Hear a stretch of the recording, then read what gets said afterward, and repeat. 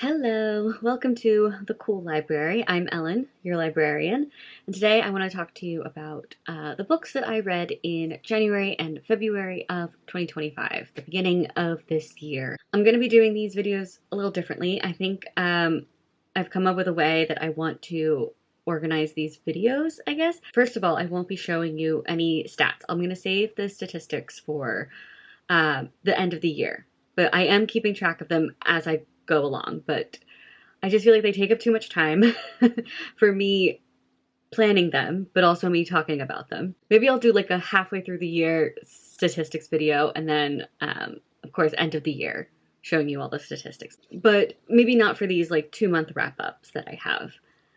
So that's one change. And then the second change, I'm only really doing for the book videos and kind of seeing how they go. And if I like how it's going for the book videos, I'll change it for my movie and TV as well. But for these book videos, I'm going to be filming my thoughts on the book as soon as I finish reading the book, and then coming back here and doing the whole tier ranking of the books. However, there were 3 books that I didn't film my thoughts on after finishing them, so we're going to save those for the end. I'll try to remember to the best of my ability my thoughts on those books, and yeah, we'll do a tier ranking. And that's kind of how I think I'm going to go about doing this video. If you're liking it in this way, please let me know.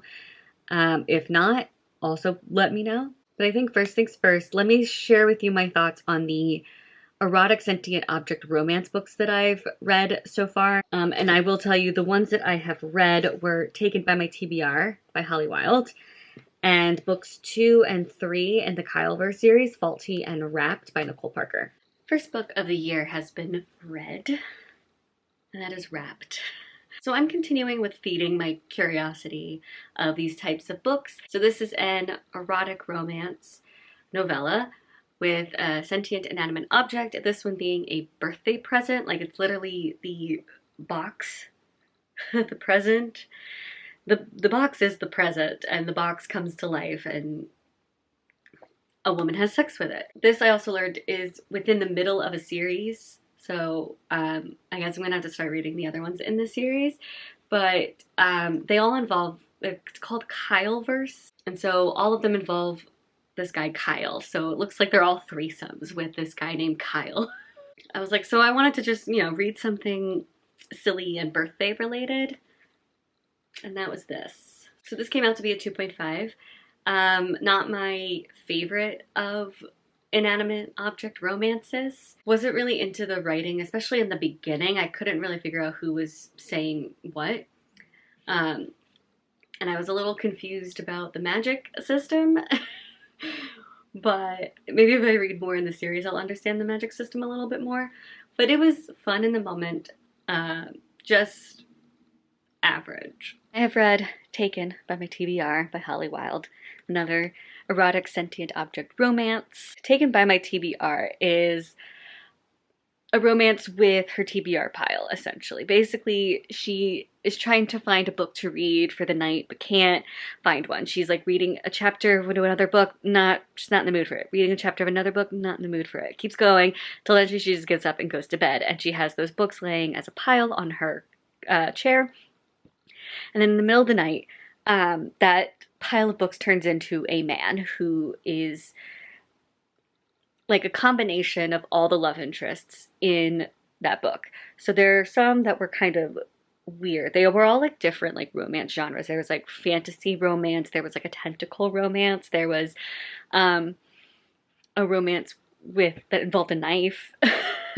And so she kind of got all of them with this guy. And it's a 2-star for me. It wasn't great. I actually skipped a lot of the beginning of the book because you would actually read the first chapter of every single one of the books that she was trying out, and I just didn't want to. I just kind of like skimmed them. And yeah, like it was okay, but it just, I don't know, it wasn't for me. So I just finished Faulty by Nicole Parker. This is the second book in the Kyleverse Sentient Object Romance series. This one I'm giving 2 stars. I think this might be my least favorite. This did nothing for me, but this was essentially an erotic romance with a Furby. It was weird. I don't think this is my cup of tea. Yeah, I don't really have much to say about it because there's not much to these books. It's, again, literally just sex with inanimate objects. But yeah, this one, just, I don't know. There was nothing enjoyable about this one. So that's why it's a 2-star. Okay, so there you have it. My 3 sentient object erotic romance novellas. I will now put them in the tier ranking. I don't think I explained this very well in my intro, actually. In between talking to you about the book, I will then put it in my tier ranking, and then we'll move on to the next book. So let's put those 3 in the tier rankings. So Faulty was a 2. Taken by My TBR was also a 2. That's going to go there. And then Wrapped was a 2.5. Let's move on to the next book I have to talk about. Which one do I want to choose is the question. Okay, so the next book that I think I'm gonna discuss is All That Is Wicked by Kate Winkler Dawson. I just finished this book and I loved it. Absolutely loved this. I'm giving it 4.5 stars. This is essentially about Edward Roloff. He was a serial killer in the 1800s, and we're following more so when he's in prison and he's meeting with all these different experts that are trying to learn more about serial killers and why they kill. Yes, he meets with an alienist, a neurologist, a phrenologist, a scholar, newspapermen, and like journalists, all trying to like find out what makes a serial killer a serial killer.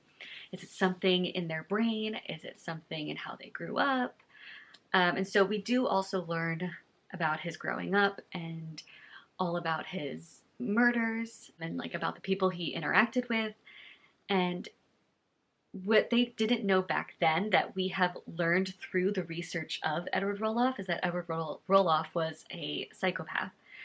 And because of all this research, we actually learned a lot about psychopathy, or about how a lot of that research led to psychopathy and us knowing about it. And also how like the study of his brain debunked a lot of stuff in the science world. This was actually incredibly fascinating. Even though it took me quite a while to read it, it always kept me engaged. I was always so just like drawn into this story and just learning about this man and all the stuff that he did and all the stuff that we learned from him.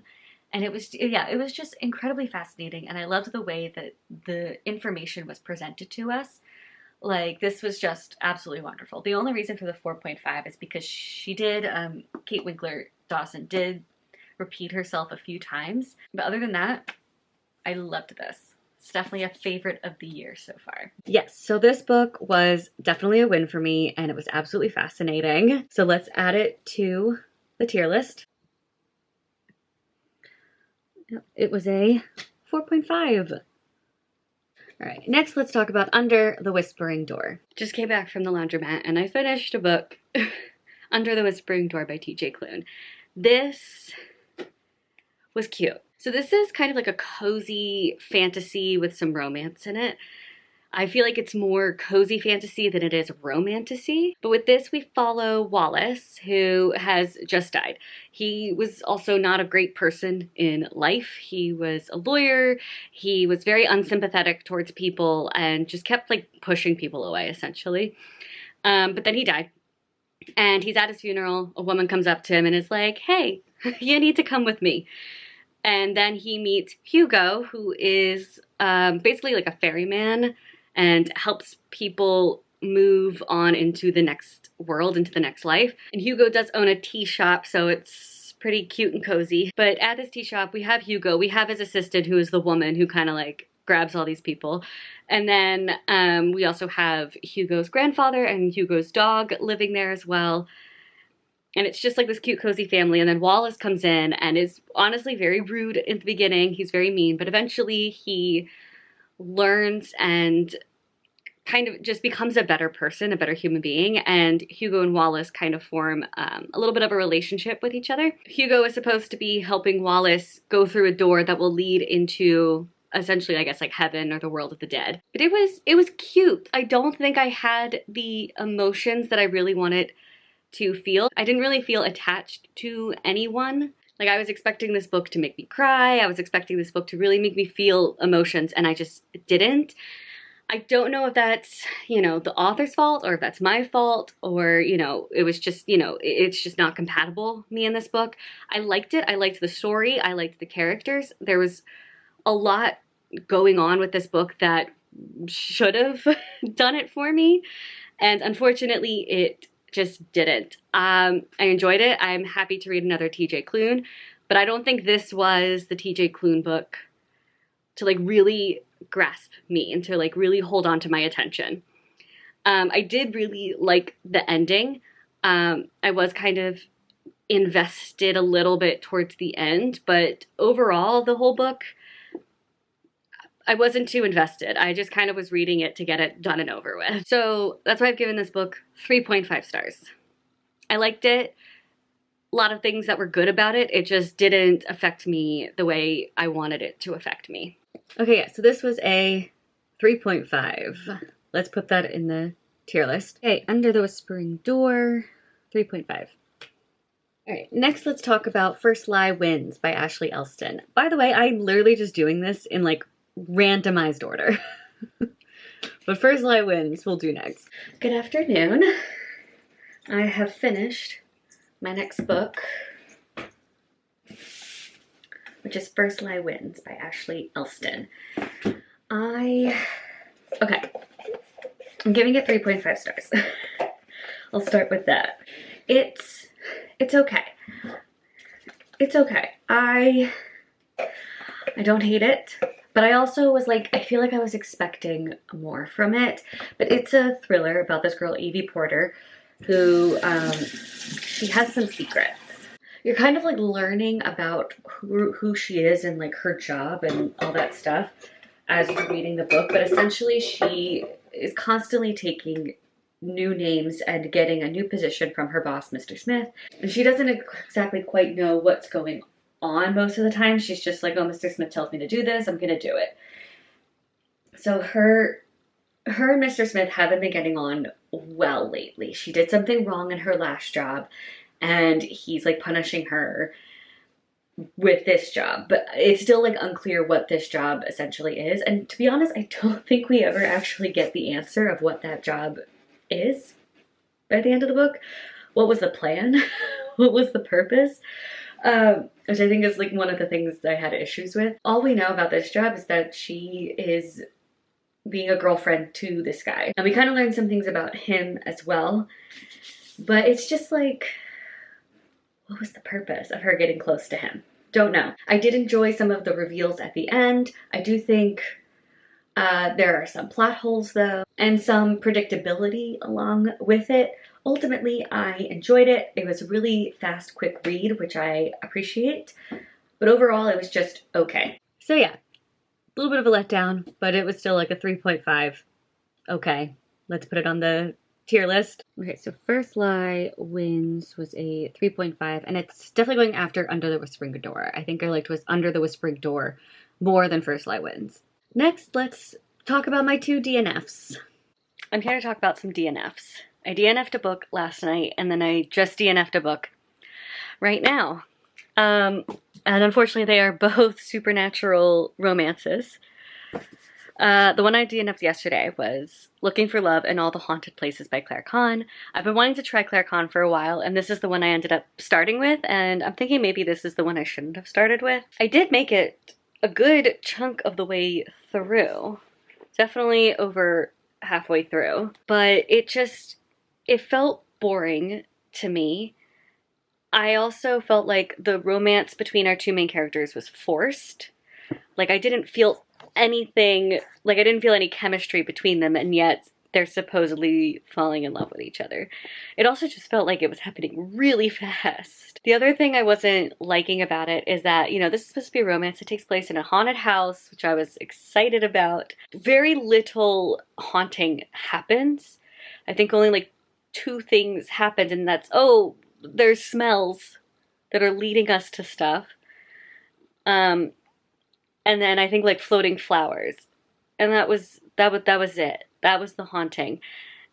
And then halfway through filming, this reality TV show of someone living in a haunted house for 30 days, which the logic of how they were filming this literally made no sense.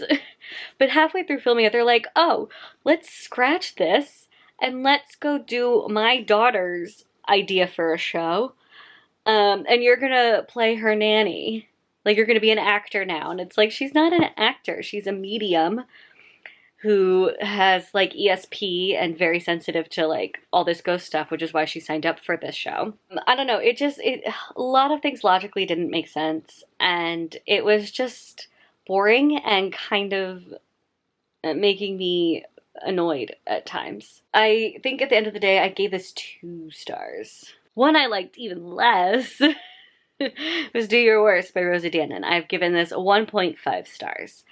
It started off pretty well. Like, I actually enjoyed the first chapter. And where I ended, because after this moment, I was like, yeah, no, I'm absolutely done. So our girl here, Riley, she's a curse breaker. Clark here is an archaeologist. And she's here to try to break a curse in this castle that he's digging up to find artifacts. And she has realized that in order to break the curse on this house, they have to have sex. I'm just annoyed. First of all, this is so incredibly predictable. It's like so predictable to a point that it's pissing me off. The sex scene did nothing for me. Like, I don't feel this romance, and it's supposed to be like this enemies to lovers romance, and it's just not working. Also, a lot of things in this aren't logically making sense. The biggest example of that I can give is our girl Riley is like trying to prove to Clark that she's not into him. She doesn't like him. How is she going to prove that she doesn't like him? She's going to give him a massage. In what world does that prove that you're not into someone? I don't know. It was starting to like piss me off. So I have decided to DNF it, and I'm done. Okay, yes. These were losses for me, unfortunately, for these 2 months. The thing I forgot to mention about Rosie Danan, I have read Rosie Danan's other books. I read The Roommate and The Intimacy Experiment, and they were both 5 stars for me. So I was expecting this to be a 5-star. I was expecting to love this. And the fact that it was one of the most disappointing things I'd ever read was really upsetting. But yeah, so let's put these on the tier ranking. Okay, so Do Your Worst was a 1.5, and then Love in All the Haunted Places is going to go there. It's going to go at the top of the 2s for now. Next, let's discuss the other 2 books that I read the same night I DNF'd Do Your Worst, and that is these 2. Recognizing the Stranger on Palestine and Narrative by Isabella Hamid, as well as The 100 by Cass Morgan. Hello. Oh, ignore the naked man behind me. I just finished a book tonight, and it is past bedtime already. But it was a very short book. It was a very quick read. But I feel also a very important read. But that is Recognizing, oh God, as I hit myself in the face. Recognizing the Stranger on Palestine and Narrative by Isabella Hamid. This is a speech that she gave right before everything that started going down at the start of like October 7th. And then the afterword, which there is an afterword, she wrote in January 2024 after a couple months of bombings by Israel. Our author is a British Palestinian. And so it's, how do I explain this book? She talks a lot about, obviously, what's been going on in Palestine for the last, 70 years, but then also is talking about narratives and how there's a lot of moments within storytelling where people have epiphanies or aha moments or, moments where everything has changed and what they've learned may not be like what they always thought was the case, and how a lot of that has been happening today in relation to what's going on in Palestine, which is very true for me. I had no idea what was going on until, of course, all this stuff started. Sorry to get political on here for a bit, but it was through reading and through like watching these videos and really trying to understand, you know, both sides and just having my moment of realization of what is going on, what is wrong within this situation. And yeah, and so she just explains a whole lot of that, and it's very well written, very well discussed, and I think it's a very important read. I've given it 4.5 stars, but it's very, very close to 5 stars. It was incredibly close to 5 stars. I also just want to interject real quickly and say that like what was also discussed is like how we receive our knowledge in the way that we receive it, and that's how it like perceives in our brain. I'm not speaking as eloquently as she is, that is for sure. But it's like depending on the narrative that we gain and the narratives that we see, that's what kind of like shapes us. But I do want to just say one thing that I like highlighted. I mean, I highlighted many things, but this one like I really like the most, and I think it sums it up the best. But she wrote, some of us read them for comfort, she's talking about books, or to escape, some to learn about the world, some because it's a rare chance for concentrated solitude, to be neither working nor passively consuming the content of a screen, but thinking deeply about experiences other than our own, using some of the tools of our dream life, and listening carefully to the voices of others, in ways that ask for our imaginative participation and that might also shed light upon our own experiences of being alive on this planet. Novels reflect the perpetuation of a human impulse to use and experience narrative form as a way of making sense of the world. Like, I liked it. Anyway, on to the 100. I am absolutely crushing reading tonight, but I read The 100 by Cass Morgan. I've been having a little obsession and fixation with The 100 recently. I watched the TV show, obviously, when every season came out. I loved the show, except for the last 2 seasons, especially the last season was absolutely terrible and ruined the entire show, and it was very upsetting. But I've been wanting to, like, rewatch the show. But the thing is, I don't want to rewatch the show by myself. I want to either rewatch it with someone else who will also be rewatching, or rewatch it with someone who's watching it for the first time. And since I can't find anyone to do that with, I've just been watching fan edits online on YouTube, just trying to get my fix and fill of The 100. And then I was at Goodwill and I saw the entire series of The 100 at Goodwill. And then I also found out that Bellamy and Clark end up together in the series, and I was like sold. I have to read the series now, because if you know in the TV show, they never end up together and it's a travesty. Bellamy and Clark should have been together. So I read the first book in the 100 book series, and it is very different from the show. We are following 4 different perspectives. We're following Clark, Bellamy, Wells, and Glass. Glass is not in the TV show. Glass is a teen who is going to be sent to Earth with the rest of these kids, but she gets off of the dropship before it, you know, the doors close and whatever, and we get her perspective of everything that's going on the ship. But the other 3, they have been sent to Earth, and it's been almost 100 years since people have been on Earth. There was like a huge catastrophic thing that happened, and Earth didn't survive, and there was a lot of radiation in the air. So all these people had gone up to space and were living in like a space station, but they're now losing oxygen, and they sent 100 kids down to Earth to figure out if Earth is able to be hospitable and livable. So our 100 kids, who are also delinquents, they all were in jail, they are being sent down with no adult supervision, just trying to live life.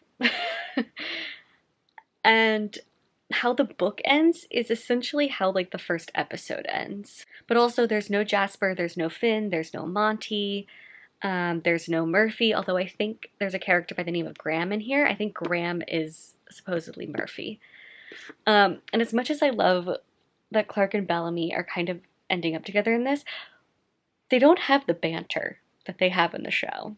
They don't have that, like, that I hate you kind of stuff, and like we have different opinions on things, but yet we also respect each other a little bit and maybe kind of like each other. No, within like halfway through the book, they had already made out, and I was like, come on. Also, it looks like in this series, Wells doesn't die. There's that. I don't know. I am enjoying it because it's, you know, just scratching that itch that I need to be scratched in my brain right now. And so I think that's why I'm giving it 4 stars, because I'm enjoying it. I like the world. I like the characters. I'm enjoying the plot, even though it is very different from the TV show. So those are my thoughts on these 2 books. Let's put them in the tier ranking list. So like I said, the 100 was 4 stars. And then Recognizing the Stranger was 4.5. And I'm still debating if I want to put it before or after All That Is Wicked. And I do think I'm going to keep it after All That Is Wicked. But that might change by the end of the year. Not 100% sure, but that might change. Let's talk about another book that I really liked this year, and that is Dating and Dragons by Christy Boyce. Christy Boyce has done it again, y'all. I just finished Dating and Dragons, and I loved it. This is a 4.5, very close to a 5. I literally have been reading this book all day. I couldn't put it down. It got me in my feels. This is just like the cutest freaking romance I've ever read. Not ever, because, oh my god. Anyway, I love this. I love this series, and I love this author, and I love these books, and this book I love so much. This had like suspense, it had drama, it had everything I wanted, and I kept, you know, squealing while reading. It was great. So I was kind of at a loss for words. I realized I don't think I actually said much about this book in my little clip after reading. But this is the sequel to Dungeons and Drama, which I did give 5 stars, and I don't know if you saw, but it was my favorite book of last year's, shockingly, surprisingly. I don't know how this is a sequel to that, in the sense that, like, none of the characters in this book are in the first book, so you don't have to read the first book to read this one. Like, it's not even taking place at the same school, like, everything about it, like, I'm like, I don't understand how it connects to the first book, except for the fact that, you know, it's a group of people playing Dungeons and Dragons. But either way, I still absolutely loved it. Our romance was really fun. So we have Quinn, who is a new girl at this school, and she was trying to find friends, since her group of friends from high school, her old one, she doesn't really talk to them anymore, had a falling out with them. But then she meets Logan and a bunch of his friends, and really kind of connects with them, especially Logan. And she finds out that they have a D&D group, and she wants to participate and play. And their D&D group is very intense. They even film it live, and they have a couple of viewers and followers. And she does join, but he doesn't like that she's joining because they have a rule that you can't date anyone within the party. And so he's trying to get her to leave the group, but she won't. And it's just like, why the hell is he being so mean to me? And it's just so flippin' great. And then they try to like keep their romance a secret from the rest of the group, and it just kind of all explodes, and it's wonderful. I don't know what Christy Boyce puts into these books that makes me love them so much, but I will continue to read her books after these past 2 have been absolute wins for me. So let's put it on the tier list. And of course, we're putting it all the way at the top. All the way. Next, we have a clip of 2 books. So we're just going to talk about both of those books, and that is The Five and What the River Knows. 2 books to talk about. Number 1 is What the River Knows by Isabel Ibanez. This was 4 stars. I really enjoyed this. So this is about Inez. She lives in Argentina. Her parents are archaeologists and are only home like half the year, and then the other half they're in Egypt doing digs and stuff. And when I believe it's either she's 17 or 18, she gets a letter from her parents, not from her parents, but from her uncle, saying that her parents have gone missing and are presumed dead. So she decides to get on a boat, go to Egypt, and figure out what happened to her parents. And also meet with her uncle, who is now her guardian and in charge of her money and all that. And it's honestly wild. I didn't see the ending coming, but this is the first in a series, and I'm very excited to get to the second book. So hopefully I can get to that next month. I read this because I'm trying to do Lala's Buzzwordathon this year. I can't remember if I mentioned that for January's book, but for January's it was First Lie Wins. This one is for this because it was a water word, and river is a water word. Yeah, and of course her uncle, as well as her uncle's like right-hand man, are trying to send her back to Egypt. Like, this is no place for a girl. But also she can like sense magic, so there is magic within this world too. And she's sensing some magic, and they're trying to find, I believe it's Cleopatra's tomb. And there's also like a little bit of a romance kind of happening between our girl Inez and her uncle's right-hand man, whose name I've already forgotten. I feel really bad about it. So I really enjoyed this, and I just want to start reading the second book. I'm excited for it. So I finished that book yesterday. Today I finished The Five by Hallie Rubenhold. This is a nonfiction. It is about the untold lives of the women killed by Jack the Ripper. That is what it is. So we always talk about Jack the Ripper. Who is he? Blah, blah, blah, whatever. Which I believe we have to this day figured out who he was, or at least it's assumed that this is who it was. But no one ever talks about the women that he killed, what their lives were like. So we learn about their lives and how they kind of ended up in this situation of sleeping on the streets at night, and he comes up and slices all their throats open. So definitely a fun read. No, it was an interesting read. It was very informative, very interesting, and it was like, I enjoyed learning about this time period and what it was like back in the 1800s in Britain, and I'm happy I wasn't living during that time, if I'm being honest. It did not look fun, but it's also just, I had no idea that most of these women, not all of them, but most of them, you know, started off in well-off families, and then they just kind of, a lot of, you know, I think mental health and addiction issues came into effect, and no one in that time period really knew anything about that stuff or how to help with that stuff. And it led them down paths that then led them to their deaths. And it's upsetting. And I do think there's a lot of research gone into this. I liked this a lot. The only reason I'm giving this 4 stars and not 5 stars is because I found myself getting bored from time to time and like zoning out every now and then as I was reading. But overall, very informative, and I'm happy, very, very happy to have read this. So there you have it, my thoughts on these 2 books. They were both 4 stars, both very enjoyable, happy to have read them. So putting them on the tier list, What the River Knows is going to go above the 100, and so is The Five. All right, now I have 3 more books to talk about, and those 3 are the books that I just forgot to film clips of me talking about them, so I'm going to do my best to talk about them here and now. First is The Wedding People. I do have a physical copy of this book, but it is being borrowed by someone right now. So I read this book for a book club, and someone in that book club just wanted to borrow the book for someone that they know, I think. So I let her have it. And I think that's probably why I forgot to film a clip, because I wanted to film a clip after discussing things in book club, and I didn't have the physical copy, so then I just completely forgot, oh, there's a book I need to talk about. So The Wedding People is about this woman whose name I've totally forgotten. I have forgotten everybody's name. I'm so sorry.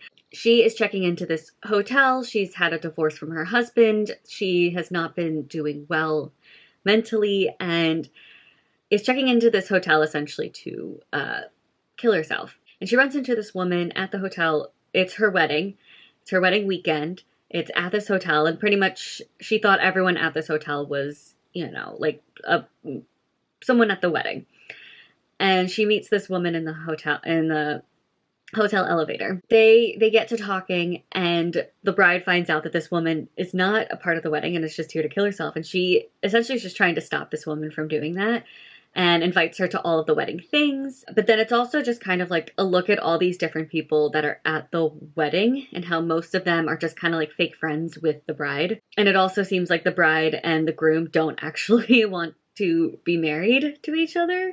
Like, I got that vibe very quickly. Yeah, a lot of stuff happens. I just found it to be okay. I think I enjoyed the story, but for me, the writing was boring, and that tends to happen with a lot of literary fiction books. But this was considered 2024's best book of the year, so I thought I'd give it a try. And it just, yeah, I don't think it's, 2024's best book. I don't know. I just found it to be okay. I don't really have many thoughts on this, but a lot of people in book club really enjoyed it, so I'm glad they did. Next one is Adrift in Currents Clean and Clear by Seanan McGuire. This is the 10th book in the Wayward Children series. I've been enjoying the series, but I've noticed I tend to like the books that take place in the worlds more than the books that take place at the school. And this one takes place in one of the worlds, but unfortunately it wasn't a favorite of mine. I found this one to be just okay, and I'm really upset about it. So if you don't know, this series is about these children who go through doors and they find these magical worlds, and each world is like particular to that person who went through the door. We are following most of the time these kids when they're out of the world. They have like they got lost and they came back to where they are from, our reality as we know it, and they can't quite cope with being in this reality because they've been in that world for so long. And so they go to this school for wayward children to kind of help them cope and get back to reality. And so we have a lot of different children that we follow, but in this book, it's Nadia's world. Nadia was a character I did genuinely really like, so I was happy to get into her world. And her world was very interesting and fascinating. Like, I actually genuinely liked the story, but I don't think I liked the ending. Not because of what happens in the ending, but I think of just how we got there. I don't know how to explain it. Nadia was one of our children who has a prosthetic arm, but she does not like the prosthetic arm because she's been so used to just not having an arm there. And the prosthetic arm is kind of painful and it like rubs against her skin and she really doesn't like it, but her adoptive parents are forcing it upon her. But then she sees a door in like a pond or a river. She goes through it and she finds herself in this world that's like underwater. But I don't know, it was a 3.5 for me. I almost want to change it to a 4 because the more I think about it, the more I'm like, wait, I think I actually kind of liked it and I can't remember why it was just average for me. But I have it as a 3.5, so that's what it is. And then lastly, I have Reckless by Lauren Roberts. This is the sequel to Powerless, which I gave, I believe, 4.5 stars last year. I genuinely really enjoyed Powerless. It was just fun and entertaining, and this one was as well. So this is following the events of what happened in the first book, which it had been a little bit since I read the first book, so I couldn't quite remember a lot that happened. I did read the novella Powerful, and I really thought a lot more of that book was going to come into play in this, but it never did. So I'm a little bit confused now as to why Powerful even exists. I don't know, maybe it'll come to play in the third book, which comes out soon. But we have our girl, let's try to remember her name, Peyton Gray. We have our girl Peyton. After what she did in the first book, she is now on the run. And what's his name? Kai is after her. I will say this sequel was very, very similar to the sequel in the Remnant Chronicles. Like, very, very similar. Almost like exactly the sequel to Remnant Chronicles. But I still had a very fun time reading this. I definitely didn't like this as much as I liked Powerless. I don't know, there's just something about this series that I'm really quite addicted to, and I like it. I do want to also say I kind of saw the ending coming. I'm still really shocked by it, and I'm excited to see where the third book goes because of what happens at the end. But I kind of saw it coming from the very beginning, that that's what was going to happen. Yeah, I don't have much to say. This is just pure entertainment, and I'm entertained. I'm entertained for sure. So I gave this 4 stars. Okay, so now let's tier rank those last three books that I talked about. The Wedding People was a 3.5, and actually, surprisingly, it's going above Under the Whispering Door. Reckless was a 4. I'm not sure yet, but I'm going to put it there for now. And then Adrift and Currents, Clean and Clear, I'm going to put at the top of the 3.5. So there you have it. That's my list in order of least favorite to favorite. This might change by the end of the year, just because I'm not 100% quite sure where some of these want to rank. Just because I haven't quite made up my mind yet of which ones I liked more. I gotta think about it a little bit more. Now we've discussed all the books that I have read for the first 2 months. I do have a video where I talk about the movies as well as TV shows that I have watched in these first 2 months. I will link that down below so you can check it out. And then I will see you guys later with more videos. Bye!